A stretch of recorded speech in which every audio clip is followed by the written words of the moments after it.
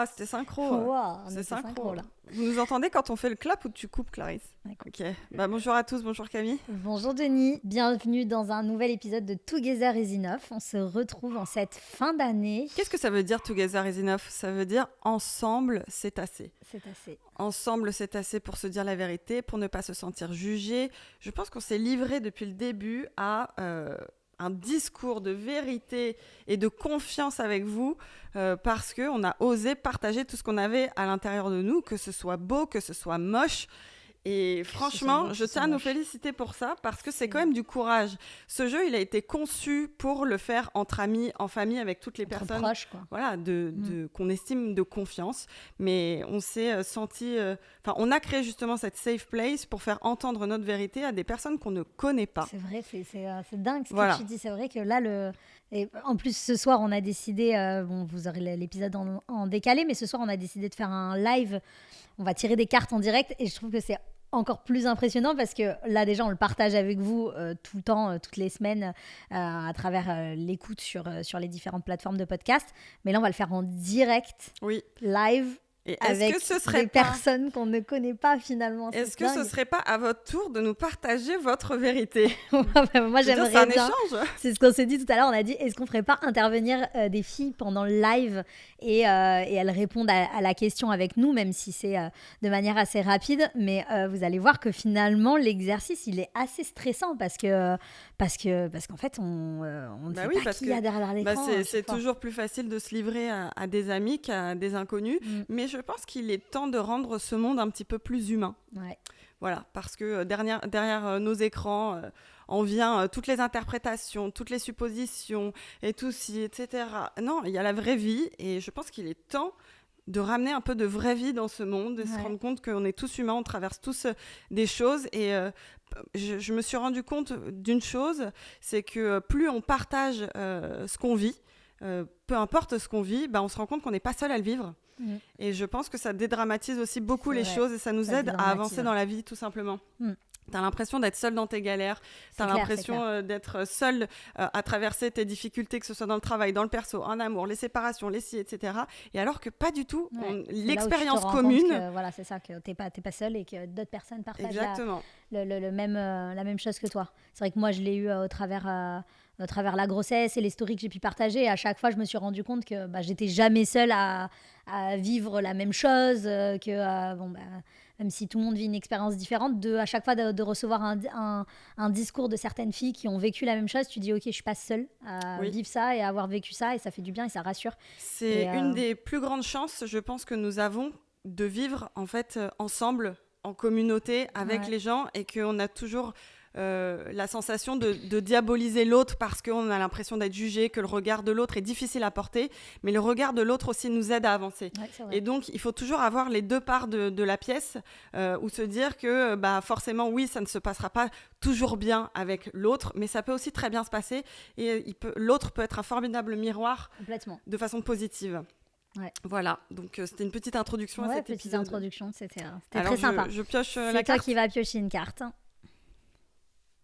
On a mélangé les 250 questions. C'est une noire. Non. Oh, intéressant. Elle n'est pas facile, mais normal, c'est une noire. 3 niveaux de questions, soft, medium et deep. Comment reconnais-tu que tu es sur le bon chemin ? Comment reconnais-tu que tu es sur le bon chemin ? C'est une bonne question à se poser. J'essaye de voir dans quelle direction je la mets au niveau du perso, du pro, de l'amitié. Enfin, tu vois, j'essaye de voir dans quelle situation je la mets.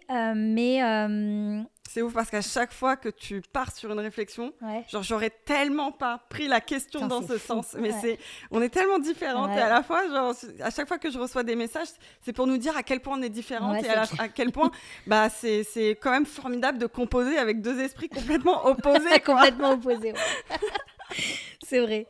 Donc attends, vas-y, répète-moi la question. Comment reconnais-tu que tu es sur le bon chemin ? Ok. Je suis en train de me poser la question, comment est-ce que toi tu l'interprètes ? Non mais c'est un fou rire, j'ai hâte de te le dire. Ok, oui, tu me le dis pas. Je te le dis pas. Sinon après ça va me perturber. Donc comment je reconnais que je suis sur le bon chemin ? Déjà, simplement quand je me sens légère. tu vois, que ce que je vais faire, donc que ce soit dans le pro, dans le perso, l'action que je vais entamer, en fait, je me sens légère, je me sens alignée. Moi, en fait, j'ai vraiment un sentiment que j'exprime toujours un peu en décalage, mais quand je suis pas sur le bon chemin, qu'il y a quelque chose qui me bloque, genre, j'ai pas le sourire, j'ai pas l'entrain, j'ai pas le bon entrain pour le faire, et ça nous est déjà arrivé plusieurs fois. Déjà, le pro et le perso sont très souvent liés dans ma vie de tous les jours. Et ça m'est déjà arrivé à plusieurs reprises. Quand je dois travailler avec Clarisse, on a un impératif, on doit faire quelque chose. Mais si je suis pas bien dans le perso, que je suis pas sur le bon chemin, ou dans le pro, il y a quelque chose qui m'a dérangée, dans tous les cas, je suis incapable d'y aller. Parce que je vais pas avoir le smile, parce que je vais pas avoir l'entrain, parce que je vais pas avoir tout ça. Donc en fait, déjà, je sens que je suis sur le bon chemin quand mon corps, l'énergie de mon corps, en fait, me le fait ressentir, en fait, directement, si je suis sur le bon chemin ou pas. Donc quand il y a quelque chose à faire, une action à faire, mon corps me fait ressentir quand je suis sur le bon chemin ou pas. Après... Qu'est-ce qui me fait savoir si je suis sur le bon chemin ? Je dirais quand je le partage avec des gens autour de moi, mes proches, que ce soit toi, que ce soit mon mec ou autre, quand je vois que la personne en face de moi avec qui j'en parle, elle est tout de même un petit peu alignée avec moi. Tu vois ce que je veux dire ? Pas toujours, parce que j'ai une vision... C'est ton Mars en Cancer qui parle. J'ai une vision un peu différente de ce que les gens voient. On en a déjà parlé régulièrement avec l'Human Design, où j'ai un peu... l'impression de voir les choses avant que tout le monde le voit. mais en tout cas, quand j'arrive à exprimer de manière claire là où je vais aller, et que la personne en face comprend, en tout cas, où est-ce que je vais aller, là, je sens que je suis sur le bon chemin. Si je me sens complètement incomprise dans ma décision, dans tout ça, c'est là où je me pose des questions, à savoir si je suis sur le bon chemin ou pas. Genre, je veux pas à tout prix aller à l'inverse du monde entier. Alors, à quel moment tu t'es dit t'es pas sur le bon chemin ? Si toi, par exemple, au milieu autour des tours d'une discussion, tu vas être complètement dans l'opposé de ce que je suis en train de penser. Si vraiment tu exprimes une opposition, que ce soit toi ou que ce soit Nima, par exemple, c'est ce que je viens de dire, là, je vais un peu me braquer, mais je vais me poser des questions et je vais me dire, ok, peut-être que je suis pas sur le bon chemin. Mais si la personne à côté de moi, quand je partage la chose, je partage mon ressenti et tout, elle est complètement à l'opposé de la direction dans laquelle je me dirige, je me pose des questions et je pense que je suis pas sur le bon chemin. Ok, voilà. Intéressant. J'aime bien. Je trouve que la vie extérieure des gens proches de moi. Oui, mais les gens qui ne sont pas proches de moi, ils ne m'importent peu pour prendre une décision et savoir si je suis sur le bon chemin ou pas. Ouais, oui, complètement. Très souvent, je sais pas si je te le dis. Tu le dis. C'est le jeu de la vérité. C'est maintenant que ça commence à être croustillant. Genre quand je fais des sondages ou autre sur Insta, tu vois, par exemple, quand j'ai une décision à prendre, mais pour un truc bidon, et que les gens, ils vont... Genre, j'ai une idée en tête, mais j'ai un petit doute. Et genre, la majorité des réponses sont à l'inverse de ce que je pensais dans ma tête. Je vais me conforter dans mon idée de départ. Parce que je me dis, j'aime pas. Ouais, je vois. Donc, tu vois, je parle du bon chemin. Je parle pas des décisions hyper importantes, là. Mais est-ce que je dois choisir blanc ou est-ce que je dois choisir noir ? Moi, au fond de moi, je voulais prendre le noir. Mais la majorité des gens disent blanc. Je me dis, non, en fait. Parce que j'aime bien aller un peu en opposition. J'aime pas suivre le chemin de tout le monde. Donc, souvent, ça me conforte dans mon idée. Tiens, je pense que je dois choisir ça. Bon, sauf pour la poussette, je dois le dire. Parce que la poussette, moi, je voulais noir. Nima voulait gold, rose gold. Tout le monde avait choisi noir et j'ai choisi. Et c'était la première fois où je me disais, vraiment, ma communauté, là, elle est dans ma tête. Mais sinon, j'aime bien juste aller en opposition parce que j'aime pas suivre le chemin de tout le monde. C'est juste pour ça. Bien sûr, évidemment. Voilà. C'est tout. C'est sympa, c'est sympa. Voilà. Et donc, toi, j'aimerais savoir déjà, ce qui est drôle, je dois vous faire une petite confidence, mais comme... il est midi passé, j'ai un peu faim. Et en fait, j'ai un peu le ventre qui gargouille, j'avoue, et que j'ai du mal à réfléchir quand j'ai faim. On va grignoter quelque chose à la fin, t'inquiète. J'ai besoin de petites amandes, là, je pense. Donc là, je vais essayer de mettre en ordre mes idées. C'est pas facile avec un Mercure Poisson. Attends, je te pose la question. Vas-y. Comment reconnais-tu que tu es sur le bon chemin ? Donc là, j'aimerais vraiment comprendre et savoir comment tu as pensé la chose. Je te rejoins complètement sur tout ce que tu as dit. Parce que le corps est un merveilleux indicateur pour reconnaître son intuition. Encore faut-il savoir l'écouter. C'est sûr. Je suis complètement d'accord avec ça. Alors moi, j'ai plusieurs choses qui me sont venues en tête. Déjà, j'aime bien à chaque fois prendre la question à l'envers. Savoir si je suis sur le bon chemin. Alors, je vais savoir quand est-ce que je suis pas sur le bon chemin. Ok, c'est pour ça que tu m'as posé la question à un moment donné. Donc, chez moi, très personnellement, c'est quand je sais que je suis pas sur le bon chemin quand j'écoute mes peurs. Dans le sens où, dès que la peur se prend le pas sur une décision, je sais que je suis pas sur le bon chemin parce que je fais reculer une échéance vers laquelle je dois aller. Pour moi, tu es sur le bon chemin quand tu combats ta peur. On dit toujours, dès que tu as une peur, si tu traverses ça, ça veut dire que tu es sur le bon chemin. C'est vrai que tu m'en parles souvent puisqu'on a eu un vrai sujet sur les peurs cette année où on devait traiter nos peurs. Et c'est vrai que très souvent, quand j'avais des doutes, tu me disais, est-ce que tu as peur ? Et donc, tu essayais de le... C'est vrai que moi, je n'ai pas ce réflexe-là, mais je comprends que tu l'aies parce que c'est comme ça que tu as réagi aussi avec moi. Les peurs ce sont d'excellents indicateurs pour savoir où on doit aller. Deuxième chose. Pour savoir si tu es sur le bon chemin, tu ne dois pas avoir peur. Ah non, la peur fait partie de la vie, mais traverser ces peurs, pour moi, c'est un signal qu'on est sur le bon chemin. Mais tu peux. Parce que pour moi, les peurs, peur. En fait, les peurs sont des appels. Je vais citer une peur que j'ai, par exemple. Ouais. Oh là, je déteste faire des exemples. Alors, je peux avoir peur, par exemple, imaginons, je rencontre un conflit dans le travail. Ok, par exemple, un truc juridique ou quoi que ce soit, et j'ai peur de me confronter parce que ça me ramène à une peur personnelle.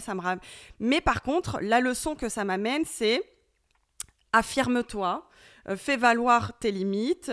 Qu'est-ce que la vie est en train de te demander ? Pourquoi tu as peur et qu'est-ce qu'elle te demande de dépasser ? Pour moi, tu vas traiter d'abord ta peur avant d'aller gérer le conflit. Exactement. En fait, c'est comme si je prenais ma peur main dans la main et que j'avançais avec elle. Et je sais que la leçon qui va m'être apportée une fois que j'aurai traversé cette peur, elle m'amène sur le bon chemin. Pour moi, la peur est un indicateur excellent pour savoir où tu dois aller. Parce que dans la vie, on a tous des choses à dépasser pour s'améliorer. Moi, je ne suis pas du tout convaincue qu'il faut rester sur ses acquis, mais au contraire, il faut se rendre meilleur chaque jour. J'ai une façon de voir la vie autour de la perfection. Pour moi, l'homme doit se perfectionner. Ses défauts ne doivent pas rester des défauts. Alors oui, c'est des réflexes, oui, c'est plein de choses, mais il faut s'améliorer constamment. Et en fait, pour ne pas s'améliorer, qu'est-ce que fait l'homme ? Eh ben, il a peur, tout simplement. Et quand tu dépasses ta peur, tu te rends meilleur. Et la vie, en fait, pour moi, t'amène à chaque fois des petites noisettes sur le chemin. Et tu vas prendre une noisette, c'est une peur. Et après, tu vas prendre une autre peur. Et c'est comme ça que tu avances pour moi. Donc ça, c'est une première chose. Tu avances avec tes peurs, finalement. Tu dois, pour moi, apprendre à avancer avec tes peurs. Parce que la peur est une direction. Tu vois ? Ensuite, la deuxième chose, je sais que je suis sur le bon chemin quand cela me procure de la paix. Donc, je fonctionne un peu colère-paix. Donc ça, c'est Manifestor en Human Design. Mais après, j'arriverai à ma troisième conclusion. C'est pour ça que je te dis que c'est la première pensée qui m'est venue à la lecture de la question. Quand je ressens de la paix, je sais que je suis là où je dois être profondément. La paix, pour moi, ça ne se traduit pas par de la joie, par ci, par ça. Parce que la joie, pour moi, c'est un enthousiasme qui peut peut-être me bercer d'illusions. Dans le sens où, parfois, je vais m'exciter pour un rien, je vais croire que je suis sur le bon chemin. Non, pas du tout. Par contre, si j'ai un sentiment profond de paix, le mot paix me fait beaucoup rire, je suis désolée. Ça, c'est vraiment du génie tout craché. Ça me fait rire. Je suis un peu une gamine. Désolée. Mais attends, je veux juste savoir la paix. Est-ce que c'est un peu comme moi, c'est-à-dire que tu vas la ressentir, c'est dans ton corps que dans ça mon traverse. Corps. Oui, voilà. Donc là, en fait, j'ai l'impression. Parfois, je le ressens pas souvent, mais je sais qu'à chaque fois que je ressens un sentiment de paix, j'ai l'impression, à plusieurs étapes de ma vie, que je suis arrivée au bout du chemin où je devais aller. Et ensuite, ça recommence, etc. Quand je sais que je suis pas sur le bon chemin, entre guillemets, et je vous explique pourquoi c'est entre guillemets, je vais ressentir énormément de colère. La colère, elle s'exprime par une certaine révolte chez moi qui fait que non, là, ça va pas avec ce que je suis. La colère, elle me montre quelque chose que je dois écouter en moi pour pouvoir prendre des bonnes décisions. Si je suis en colère, ça veut dire qu'il y a quelque chose qui passe pas et que c'est pas en lien avec moi. Donc, il y a un message à comprendre là-dedans. Et la troisième réflexion, c'est pour ça que j'ai mis entre guillemets, c'est la première que j'ai eue, c'est que pour moi, en respectant plusieurs conditions, si tu ne fais pas que répéter tes erreurs, si tu n'écoutes pas les opportunités qui se présentent à ta porte, pour moi, tu es toujours sur le bon chemin. Ok. J'ai une notion du destin qui est assez présente. Je veux pas qu'elle soit fataliste parce que pour moi, il y a plein de façons d'écrire son destin et que pour moi, se tromper, c'est pas forcément s'écarter de son destin. Si par exemple la vie, elle t'ouvre plusieurs portes que tu ne sais pas saisir, là pour moi, tu t'écartes de ton chemin et si tu veux rester sur le canapé toute ta vie, c'est ton choix, mais pour moi, t'es pas sur le bon chemin. Okay. Si t'écoutes ce que la vie, elle est en train de t'apprendre, que ce soit dans la douleur ou que ce soit dans la joie, tu seras toujours sur le bon chemin. Même la colère montre que tu es sur le bon chemin. Parce que pour moi, la vie vient te créer des situations qui vont te mettre en colère, qui vont te créer des frustrations par rapport au monde. Tu sais, parfois, le monde, il est contre nous et on se dit, mais pourquoi ça nous arrive, etc. Et on a l'impression qu'on n'est pas sur le bon chemin, alors qu'on est putain sur le bon chemin. C'est bien ce que tu dis. Parce que ce que tu intègres à ce moment-là, c'est une leçon formidable pour avancer. Ouais. Donc, voilà mon découpage. Non, mais tu as raison, parce que quand on fait le bilan, et on en parlait encore hier soir toutes les deux, de cette année qui était quand même très particulière. On était en année 9, je pense qu'elle a été particulière pour beaucoup d'entre nous. C'était une année qui était quand même assez compliquée, mais elle a eu ses moments aussi hyper positifs. Franchement, ça a été un mélange de tout. Mais finalement, ça ne veut pas dire que parce qu'elle a été compliquée qu'on était sur le mauvais chemin. Non, c'était le chemin qu'on devait emprunter. On devait vivre ce qu'on devait vivre. Ça s'est fait dans la douleur pendant des mois, mais ça a été aussi une chance de révélation, de vérité. Et parfois, la vérité, il faut qu'elle éclate. Ouais. Et quand ça éclate, ça peut faire mal. Mais on se posait la question la dernière fois, dans la vie, tu veux être fort, par exemple. Mais qu'est-ce que la vie, elle va te donner ? Elle va pas te dire « Ah tiens, tu vas être fort en toutes circonstances et je vais te donner des situations où tu vas pouvoir montrer que tu es fort, etc. » Non, elle te donne une épreuve qui va te renforcer. Ouais. Je sais plus si c'est quoi, c'est David et Goliath ? Non, c'est quoi c'est ça ? Je sais pas, j'ai pas la ref. Bon, alors pardonnez-moi si je me trompe sur les noms, mais David voulait être roi, mais on lui a pas donné la couronne. On lui a donné le combat pour qu'il puisse se battre, le gagner et être sacré roi. Ouais. Donc la vie ne nous donne pas simplement des titres, elle nous donne des expériences pour nous amener sur ce qui est fait pour nous. Voilà. C'est une belle leçon et une belle conclusion de dire que même si on vit des choses compliquées, ça ne veut pas dire que la vie, elle est juste compliquée, elle veut nous mettre des bâtons dans les roues. Oui. Non, elle nous demande de traverser des épreuves pour arriver à un point final et être fier finalement de ce qu'on a accompli. Et voilà, on a réussi notre mission et ça ne veut pas dire qu'on est sur le mauvais chemin quand il y a des choses compliquées à vivre. Ça veut dire peut-être qu'on est sur le bon chemin et qu'on doit vivre ces choses-là pour être fier de nous à la fin. Exactement. La vie est faite d'épreuves, il faut les accepter déjà, il faut les surmonter. Et Après, moi, j'ai vraiment une philosophie de vie qui est complètement autour de celle-là. J'en ai déjà parlé, je pense, sur d'autres épisodes de la roue de la fortune, la carte dans le tarot que j'ai tirée à plusieurs reprises au travers de ma vie et des années. Et en fait, elle a été très marquante une fois quand je l'ai tirée. Et je la donne toujours en exemple auprès de mes proches quand ils vont pas bien. Cette image donc c'est une roue, un peu comme une roue à un manège sur la carte du tarot, quoi. Et en fait, cette roue, elle tourne. Et à un moment donné, vous êtes en haut de la roue, donc vous avez l'impression que tout va bien dans votre vie, tout est génial, tout ça, mais la roue, elle tourne tout le temps. Et elle tourne, elle met du temps à tourner. Parfois, elle tourne plus vite, parfois, elle tourne moins vite. À un moment donné, on est en bas de la roue, donc c'est là où on a l'impression qu'il n'y a rien qui va dans notre vie. On est au fond du seau, on se dit, mais genre, pourquoi est-ce que tout s'acharne sur moi ? Mais en fait, juste ayez l'image de cette roue qui va remonter. Elle est en bas, c'est comme un manège, vous voyez ce manège. Elle est en bas, là d'un coup elle va remonter et en fait elle tourne pour tout le monde, cette roue. Elle met juste plus ou moins du temps à tourner parfois, mais elle tourne pour tout le monde. Ça nous rappelle le côté éphémère de la vie, dans le sens où tout passe. Et d'ailleurs c'est le tatouage de Nima, tout au passage. Mais effectivement la roue, mais comme les planètes, en fait les planètes elles tournent, tu vas être foudroyé par quelque chose, mais tout passe, tout est éphémère. Et c'est pour ça que la vie aussi, cette année, nous a appris à lâcher prise. Parce que ce pourquoi tu t'inquiètes, dans tous les cas, tu ne peux pas l'enfermer. Puisque d'une année à l'autre, on se le dit toujours, mais tout peut basculer. Tout, sans cesse. Et donc, le caractère éphémère fait que aussi, on dit souvent, ceux qui étaient derniers peuvent se retrouver premiers. Et ce n'est que ça. Donc, il n'y a pas de fatalité. Et voilà, sous condition, si tu ne répètes pas tes erreurs en boucle, si tu t'améliores constamment et que tu traverses tes peurs, etc.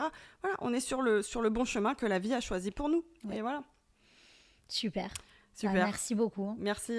C'était un super épisode. J'ai beaucoup aimé cette question. Trop stylé. Vraiment. Allez, on vous embrasse et on vous dit à la semaine prochaine. À bientôt. Salut.